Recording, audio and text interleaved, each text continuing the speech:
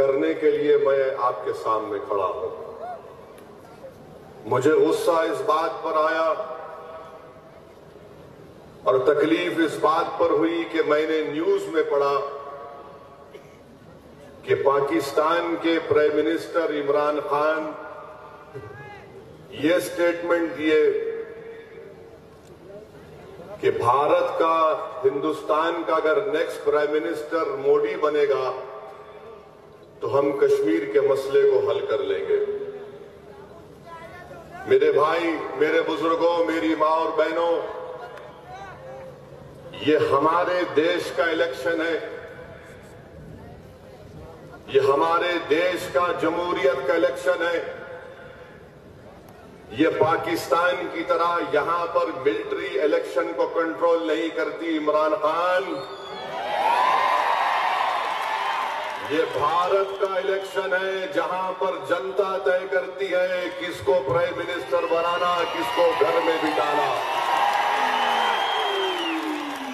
इमरान खान, याद रखो, अगर तुम भारत के इलेक्शन के ताल्लुक से ये बयान दे रहे हो कि भारत का प्राइम मिनिस्टर मोदी बने, तो हिंदुस्तान के गयूर हिंदुस्तानी, चाहे वो दलित हो, चाहे वो हमारे मुस्लिम अक़लियत हो, चाहे दंगर समाज के लोग हो, चाहे वो मराठा हो, चाहे वो ब्राह्मण हो, हम सब एक होकर इंशाअल्लाह ताला इमरान खान, हम मोदी को प्राइम मिनिस्टर बनने नहीं देंगे इंशाअल्लाह ताला। पाकिस्तान की ये हिम्मत कि हमारे इलेक्शन में वो बोले इमरान खान खड़े होकर कि भारत का प्राइम मिनिस्टर मोदी बनेगा तो कश्मीर का मसला हल हो जाएगा। अरे सुनो इमरान खान, सुनो मोदी, कश्मीर किसी के बाप की जागीर नहीं है। कश्मीर हिंदुस्तान का टूट हिस्सा है और इंशाअल्लाह रहेगा। इमरान खान पाकिस्तान में बैठकर, अरे इमरान खान, तुम जो पाकिस्तान में हुकूमत नहीं कर सक रहे, तुम हमको सिखा रहे। खान साहब, शोलापुर में भी बड़े बड़े खान साहब आए जो तुम पे भारी पड़ेंगे। महाराष्ट्र में, हिंदुस्तान में एक से एक पठान है, ओरिजिनल पठान है, जो इंशाअल्लाह ताला भारत का नेक्स्ट प्राइम मिनिस्टर मित्रों को बनने नहीं देंगे। इमरान खान की ये हिम्मत कि कश्मीर के मसले के ऊपर कहता है कि भारत का प्राइम मिनिस्टर अगर मोदी बनेगा तो अच्छा होगा। इमरान खान, हम जानते हैं कि तुम्हारे दिल की हसरत ये है, कि तुम्हारे दिल की ख्वाहिश ये है, कि तुम्हारा ख्वाब ये है कि अगर मोदी प्राइम मिनिस्टर बन गया 23 मई को, तो जान लो शोलापुर के लोगों, जान लो मेरे वतन अजीज के गयूर हिंदुस्तानियों, अगर मोदी प्राइम मिनिस्टर बनेगा तो सबसे पहले मिठाई खाएगा इमरान खान। अगर इमरान खान को नमक चकाना है, इमरान खान की जबान को काला करना है, अगर पाकिस्तान को झराना है, अगर इमरान खान के सांप को चूर करना है, तो सुनो मेरे हिंदुस्तान के, मेरे हिंदुस्तानी भाइयों, हम मोदी को नहीं बनाएंगे प्राइम मिनिस्टर, नहीं बनाएंगे। इमरान खान की इतनी हिम्मत, पाकिस्तान की मिलिट्री की इतनी हिम्मत कि तुम हमारे भारत के मामलात में मदाखलत करोगे। हाँ इमरान खान, एक और खुशखबरी सुन लो, जब तुम्हारा बोलना झूठा साबित होगा तो ये भी खबर तुमको आएगी 23 मई के दिन कि महाराष्ट्र में इंशाअल्लाह ताला हमारे बड़े भाई प्रकाश अंबेडकर पार्लियामेंट बने। मेरे अजीज दोस्तों और बुजुर्गों, इसी स्टेडियम में मोदी आए थे।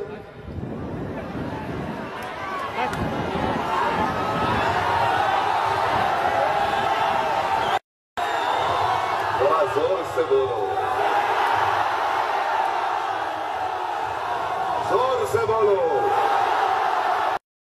बोलो, वहां से आवाज आनी चाहिए, उस सीढ़ियों पर बैठने वालों से आवाज आनी चाहिए।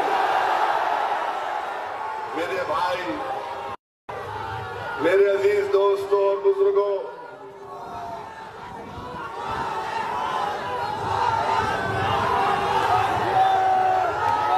अभी वोट भी डालो जाके। बाला साहब को कामयाब करना आप तमाम की जिम्मेदारी है। आप अंदाजा लगाइए कि मोदी बोल रहे हैं कि मुझे हराने के लिए अपोजिशन और कांग्रेस और ये तमाम लोग मिलकर, अपोजिशन में हम भी शामिल, और मोदी बोल रहे हैं कि अगर मैं प्रधानमंत्री नहीं बनूंगा, और प्रकाश अंबेडकर साहब को तो नंबर 1 हिट लिस्ट पे है मोदी के, नंबर 1, और मोदी बोल रहे कि अगर मैं नहीं बनूंगा तो पाकिस्तान में मिठाई बटेगी।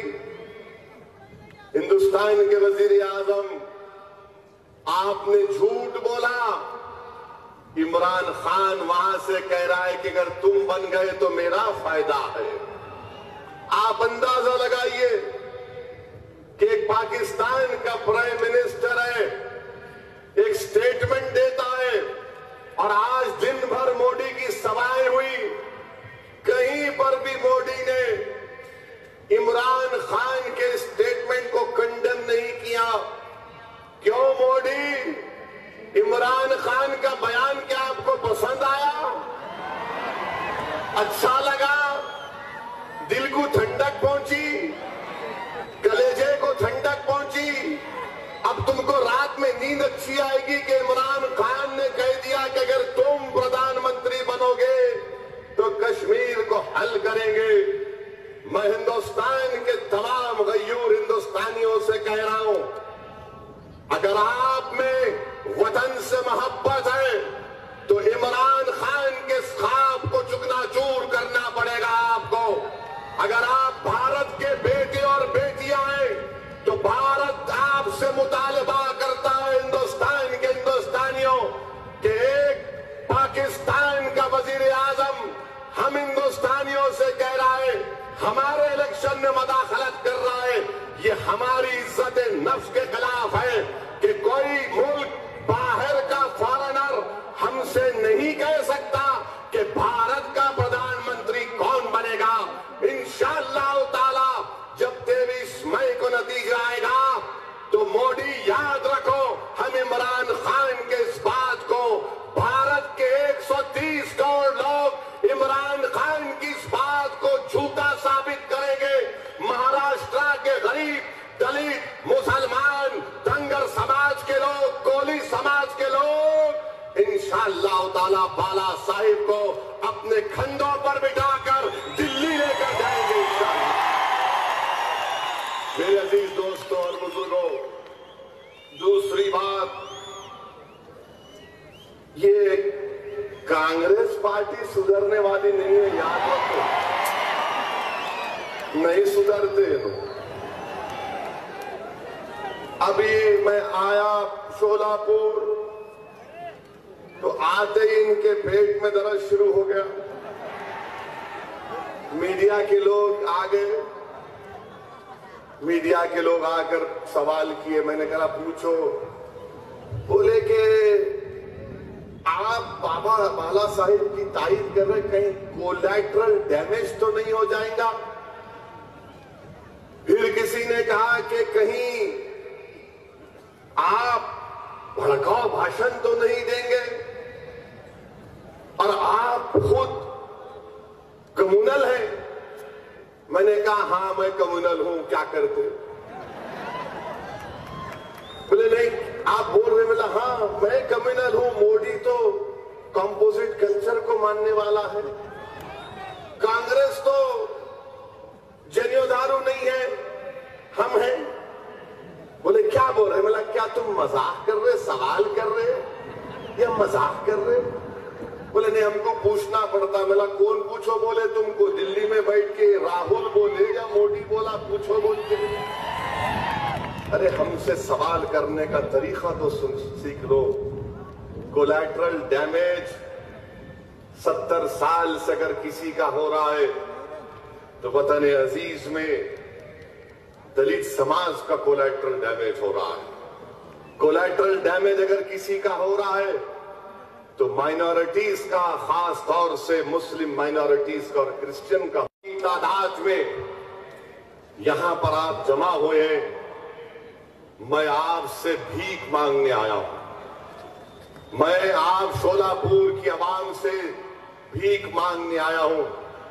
याद रखो मेरी इस बात को, अगर अब की बार आप मेरे बड़े भाई प्रकाश अंबेडकर के कामयाब नहीं करेंगे, सुनो, अगर अब की बार आप प्रकाश अंबेडकर साहब को कामयाब नहीं करेंगे तो याद रखो महाराष्ट्र के मजलूम अवाम, याद रखो महाराष्ट्र के दलित समाज, धनगर समाज, माइनॉरिटीज, फिर हमको हमारी जिंदगियों में ऐसा मुखलिस लीडर नहीं मिलने वाला है।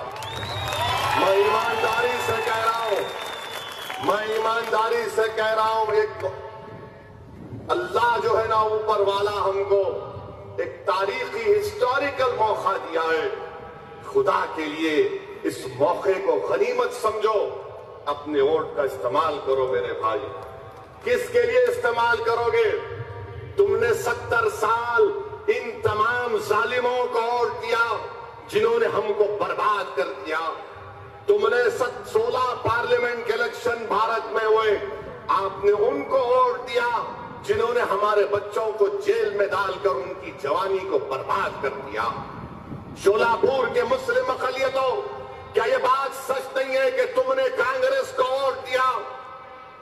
आज कहने दो मुझे, तुमने हमेशा कांग्रेस को वोट दिया, क्या मिला हमको बताओ? क्या मिला? जेल की सलाखें मिली, पुलिस का एनकाउंटर मिला, टेररिज्म के झूठे मुकदमे मिले और जिंदगियां बर्बाद हो गई। बैंक से लोन नहीं मिलता, गरीबी मेरा मुकद्दर बन गया, नाइंसाफी मेरा मुस्तकबिल बन गया। बताओ कब तक तुम ऐसे जालिमों का साथ दोगे? आज हमारे पास एक मुतबादिल है, प्रकाश अंबेडकर के रूप में हमारे पास एक लीडर है। अगर हम इनका साथ देंगे तो इन नाइंसाफियों का खात्मा होगा। तीसरी बात जो मैं आपसे अर्ज करने आया हूं, एक वीडियो चला रहे यहां पर, मेरे बड़े भाई का वीडियो चला रहे, अकोला पे क्यों लड़े? वहां पर वो हिदायत है, क्यों लड़े? यहां के क्यों आए? वहां क्यों लड़े? ऐसा वीडियो कांग्रेस वाले चला रहे। सुनो, तुम्हारा बाप तुमको जवाब देने आया, तुम्हारा बाप तुमको जवाब देने आया। सुनो, और कांग्रेसियों, ये जवाब सुन के मुझे यकीन है कि तुम तमाम का पेट खराब होगा और तुम तमाम के तमाम रात भर टॉयलेट में बैठकर याद करते रहोगे। अकोला से क्यों लड़ रहे बड़े भाई? तो कांग्रेसियों, मेरा जवाब तुमसे ये है कि केरला से राहुल गांधी क्यों लड़ रहा है?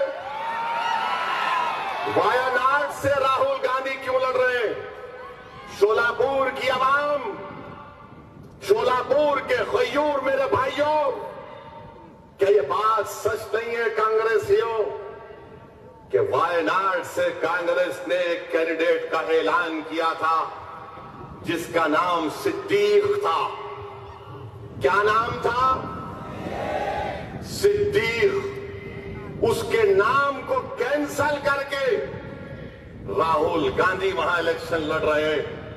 मैं किसी के पार्टी के मामलात में बोलना नहीं चाहता था, मगर याद रखो, अगर तुम प्रकाश अंबेडकर बाड़ा साहिब के बारे में झूठ बोलोगे तो हम तुम्हारी हर एक लफ्ज का जवाब देंगे। और आज जवाब देने में तुम्हारे सामने खड़ा हूं। क्यों तुमने सिद्दीक का टिकट काटा। केरला से 3 मुसलमान जीत के अब सिर्फ 2 जीत के आएंगे और इंशाअल्लाह दोनों भी मुस्लिम लीग के रहेंगे। तुमने क्यों काटा? वहां पर तुमको सिद्दीक की मोहब्बत याद नहीं आई और हिदायत की मोहब्बत याद आ रही। अरे तुम हिदायत याफ्ता बन जाओ। नाम हिदायत रखने से हिदायत याफ्ता कोई नहीं हो जाता। अगर तुम सिद्दीक को जानते हो तो तुमको मैं कह रहा हूं सच्चाई ये भी है कि वहां पर उसका नाम काटा और वो चले गए वहां पर लड़ने के लिए। अब तुम्हारे पास क्या सवाल है बताओ? क्या सवाल रहेगा तुम्हारे पास जब तुम्हारे सदर के बारे में मैंने कह दिया? इनका आर्गुमेंट 0 हो गया क्योंकि इनके राहुल पे बोल दिए तो इनको बोलते थे वहां क्यों गए, हमको बोलना था। नहीं, हमारी आदत नहीं है। जो तुम्हारा गुरु घंटाल है उसी को बोलेंगे। चौथी बात यह है मेरे भाई, देखो आप कुदरत भी हवाएं चला रही है माशाअल्लाह। ये हवा में इसमें आवाज आ रही है। हवा भी शोलापुर की आवाम से कह रही है सुनो हवा को। ये हवा भी कह रही है कि शोलापुर में प्रकाश अंबेडकर की हवा चल रही है। शोलापुर में मोदी की हवा नहीं है, मोदी की हवा नहीं है। शोलापुर में शिंदे की हवा नहीं है। शोलापुर में सिर्फ बाला साहेब की हवा है। हवा है, ये महाराष्ट्र में ये हवा तूफान का शक्ल अख्तियार करेगी जब औरंगाबाद में इम्तियाज जलील को कामयाब करेगी। मेरे भाई, इनका एक और आर्गुमेंट कि वोट काटेंगे। अरे कब तक बोलोगे यार? काटेंगे काटेंगे काटेंगे काटेंगे। तुम जोड़ रहे? तुम जोड़ने का काम कर रहे? तुम किसको जोड़े बताओ? तुम सिर्फ बड़े बड़े लोग, पवार साहब, अशोक राव साहिब, ये साहिब लोग सिर्फ अपने आप को जोड़ लिए, हमको तोड़ दिए। प्रकाश अंबेडकर गरीबों को जोड़ने का काम कर रहा है, उनको तोड़ने का काम ये लोग कर रहे हैं। ये मिलाने का काम कर रहे हैं और कांग्रेस, एनसीपी, बीजेपी, आरएसएस काटने का काम कर रही है। असल कटवे तो ये लोग हैं। हम जोड़ने वाले हैं, हम दिलों को मिलाने वाले हैं। हम जो भाई, आज एक प्रेस वाले पूछे आप दोनों मिल गए, मिला क्यों आपकी जल रही? बोले वो क्या बात? मिला हम लोग बरसों पहले बिछड़ गए थे, आज मिले। अब यहां से मिलके रहेंगे इंशाअल्लाह ताला। हर बार मिलके रहेंगे इंशाअल्लाह ताला। बताओ मेरे भाई, ये दोनों भाइयों की जोड़ी कैसी लगी आपको? जरा वहां से आवाज नहीं आ रही, कैसी लगी जोड़ी? जरा खड़े होकर बोलो कैसी लगी जोड़ी? कैसी लगी जोड़ी? अब बैठो।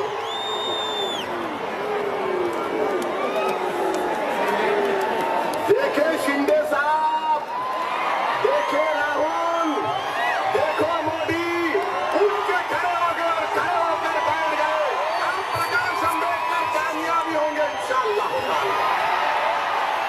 बैठो, अभी बैठो, अभी टाइम खत्म हो। मेरे भाई, शिंदे साहब बोलते, एक मिनट बैठे। शिंदे साहब बोलते,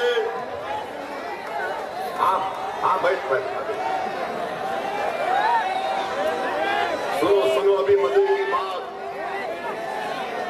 शिंदे साहब बोलते, अरे ए बैठ, ए बेटा बैठ जाओ, बैठ। हाँ छोड़ो।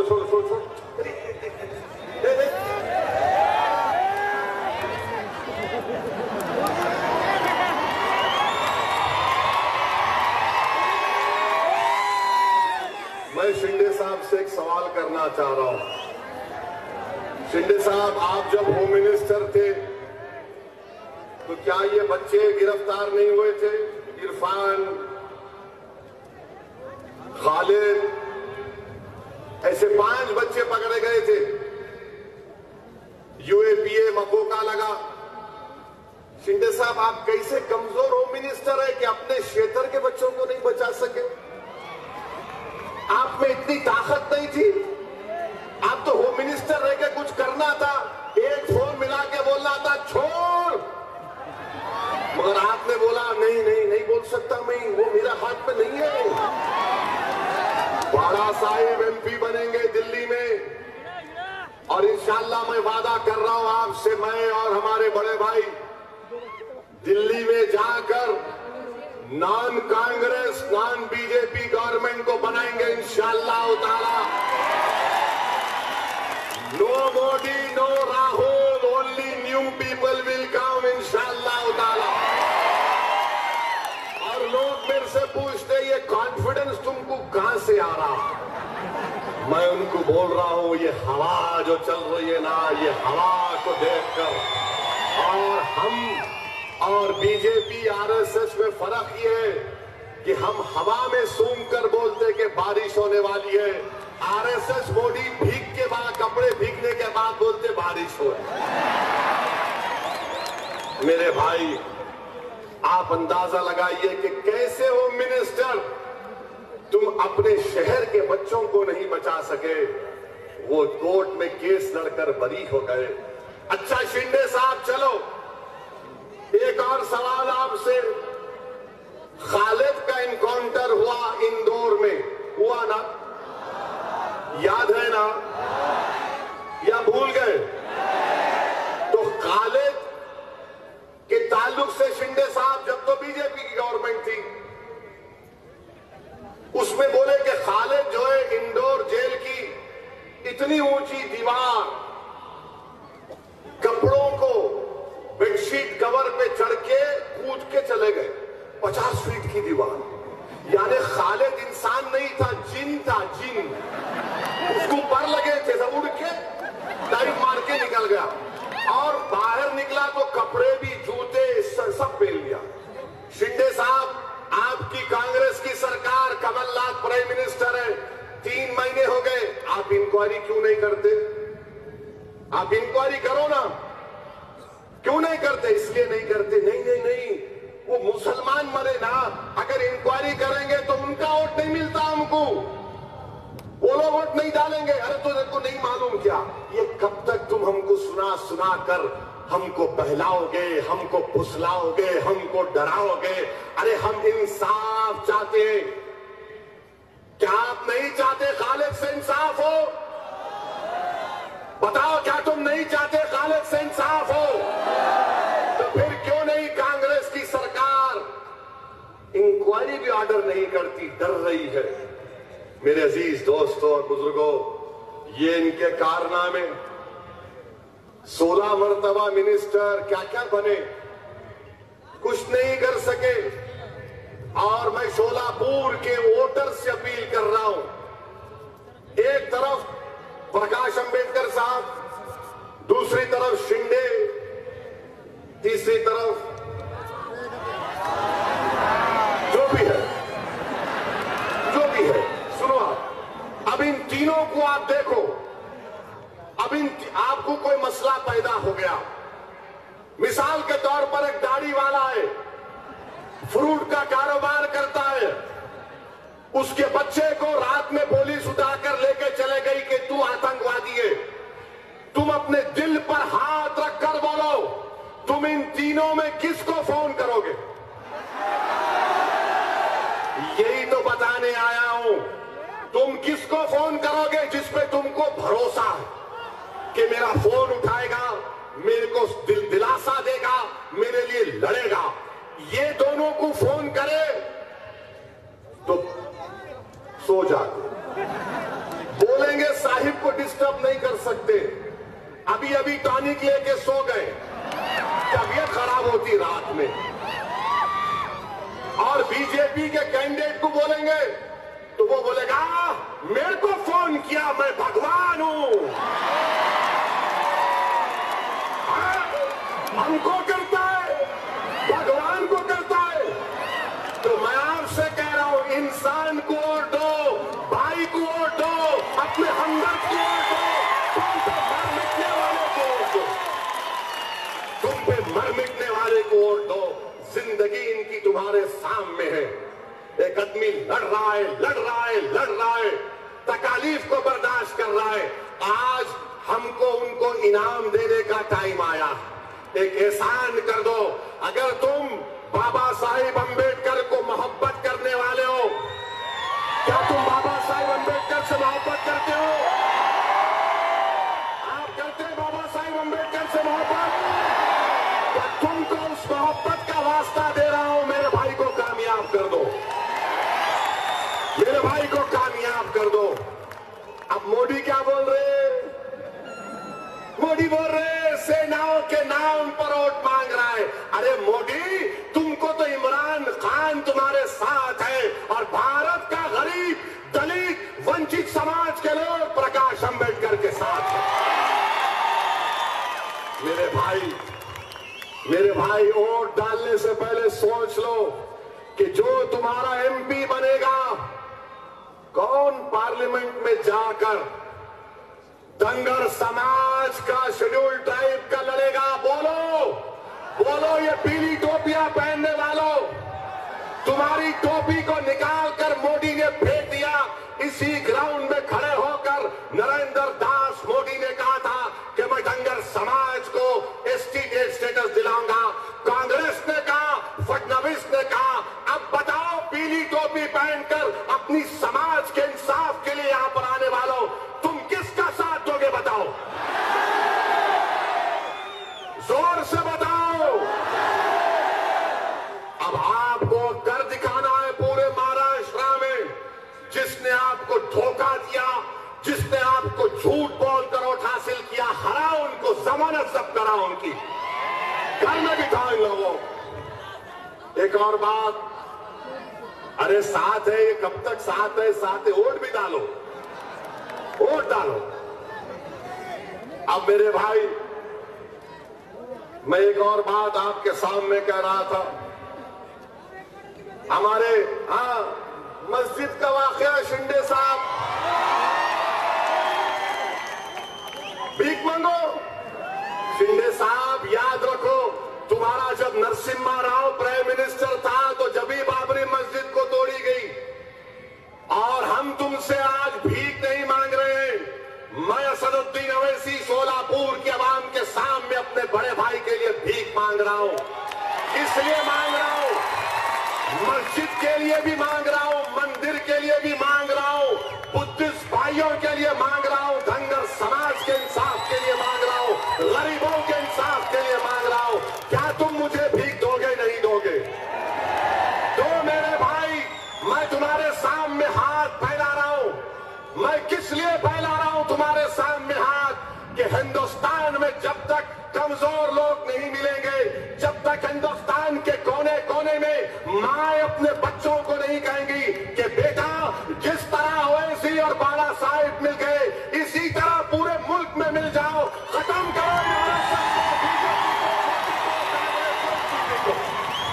ये काम आपको करना है।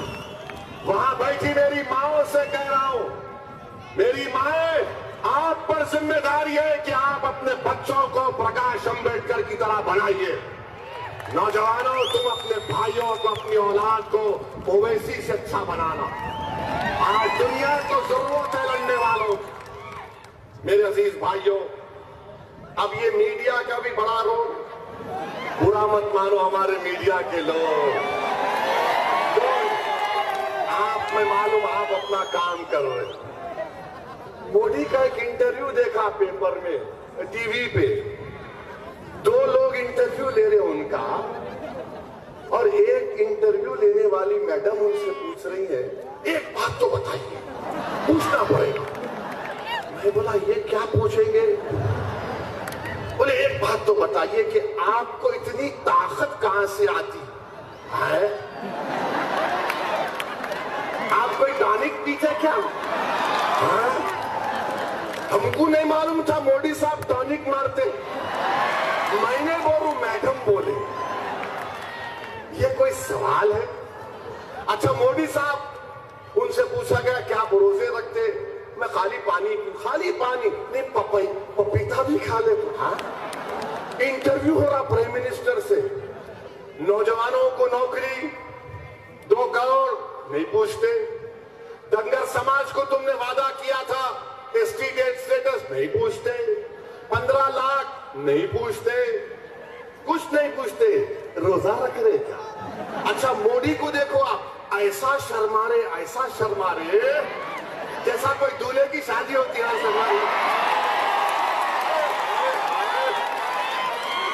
ऐसा शर्मा रहे मोदी साहब, 64 इयर्स में भी आप क्या शर्मा रहे?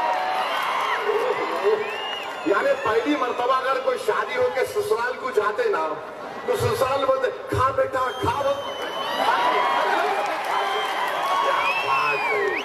मजाक है ये मीडिया वालों, प्लीज अपनी इज्जत बचा लो आप, वरना मोदी मिट्टियां मिलीत कर देगा आपको, याद रखो। अच्छा मीडिया के सामने हमारे को खड़ा कर दो, ओवैसी तुम आतंकवादी हो क्या है? तुम भड़काऊ भाषण देते हो, माने शुरू से हम पे वार करते। इनको लगता कि हम उनके दूल्हे भाई हैं और मोदी उनके हीरो। क्या बात।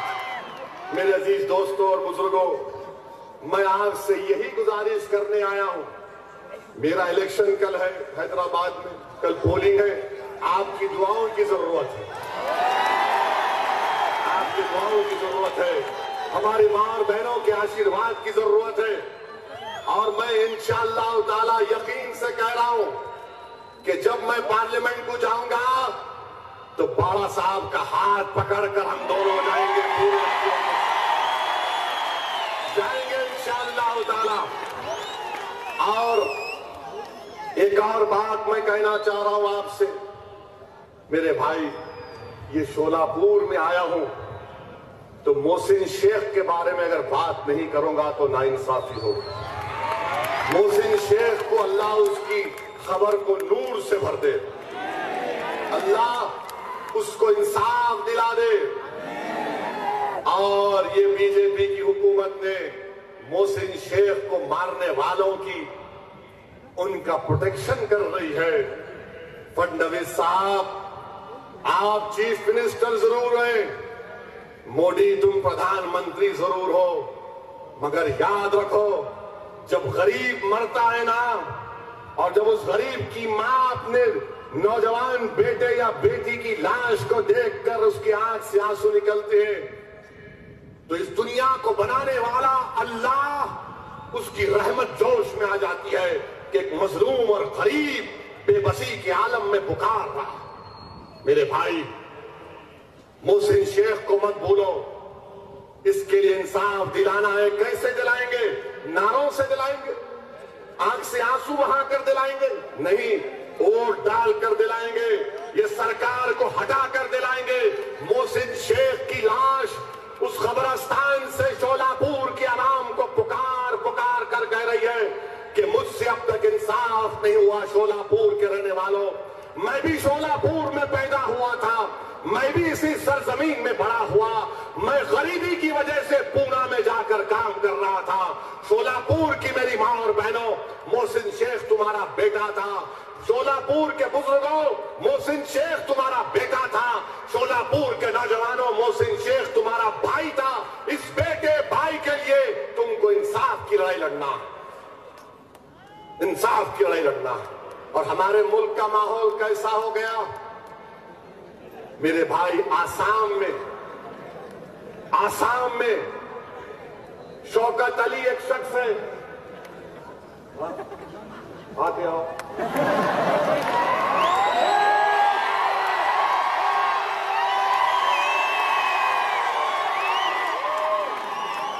मैं खत्म कर रहा हूं, बाड़ा साहब को बोल रहा हूं। शौकत अली 70 साल का एक पूरा, आसाम में गाय कशी का कानून नहीं है। शौकत अली को मार मार कर में गिरा कर मारे और उसके मुंह में सूअर डालकर खिला दिए। मुसलमान सूअर नहीं खाता,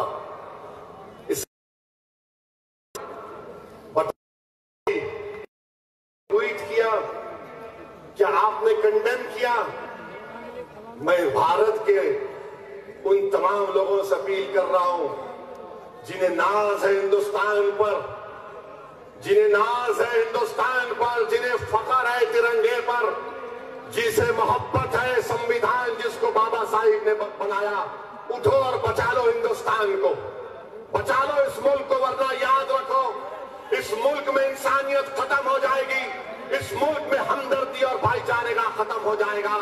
इसीलिए अपनी बात को खत्म करूंगा। किसी एक शायर ने बड़ा अच्छा लिखा आखिर ने कि जब वोट करो तो याद रखो तुम कौन हो, क्या हो, याद रखो।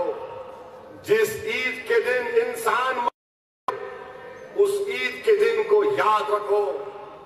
गौ मांस के शक में मारे गए अखलाक चचा को याद रखो। उस आशा अपनी गुड़िया को मारा गया था, याद रखो।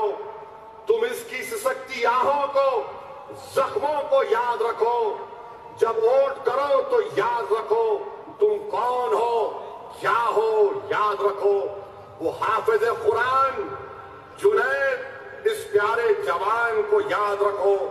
क्यों रेल में इसका खून बहा, इस किस्से को याद रखो। अफरोज की बोटी बोटी से बहते लहू को याद रखो। और मारे गए थे पीलू खान, ये बात भी याद रख यारो, याद रखो। क्यों मिलना नहीं है प्यारे नजीब, क्यों मिलता नहीं है प्यारा नजीब, क्या राज है इसमें, याद रखो। जब वोट करो तो याद रखो तुम कौन हो, क्या हो, याद रखो। क्यों रोहित वेमुला को मारा गया, इसको याद रखो। और शायर ने कहा आतंक मचाए हिंद में कौन है, कौन यहां ये आतंकी। आखिर की गुजारिश है तुमसे, वोटिंग के समय तुम याद रखो। मेरे भाई अपने वोट का इस्तेमाल करिए, एक एक वोट का इस्तेमाल करिए, पोलिंग परसेंटेज बढ़ाइए। मेरे बड़े भाई बाबा साहब को कामयाब करिए। यहां से बाबा साहब एमपी बनेंगे, तौफीक पहलवान तुम्हारी जिम्मेदारी है कि तुम बाबा साहब को एमपी बनाना, ताकि इंशाअल्लाह ताला बाद में तुम तौफीक पहलवान यहां से शोलापुर का एमएलए बनेगा। अपना अपना सेल फोन खोल के लाइट निकालो और बाबा साहब का इस्तेमाल करो और मेरे साथ बोलो जय भीम, जय भीम। जरा जोर से बोलो ताकि आरएसएस तक, हेडक्वार्टर तक आवाज जाए, जय भीम। हमारे यहाँ मुख्तलिफ कंपनियों के इलेक्ट्रॉनिक्स और प्लास्टिक के तमाम सामान और फर्नीचर दस्तियाब है। एक मरतबा तशरीफ लाकर खिदमत का मौका दे। Proprietor Hafiz Madarullah Baig, Azhar Baig, Al Barkat home appliances, furniture and electronics, tyre board, Deglur Naka, Nanded.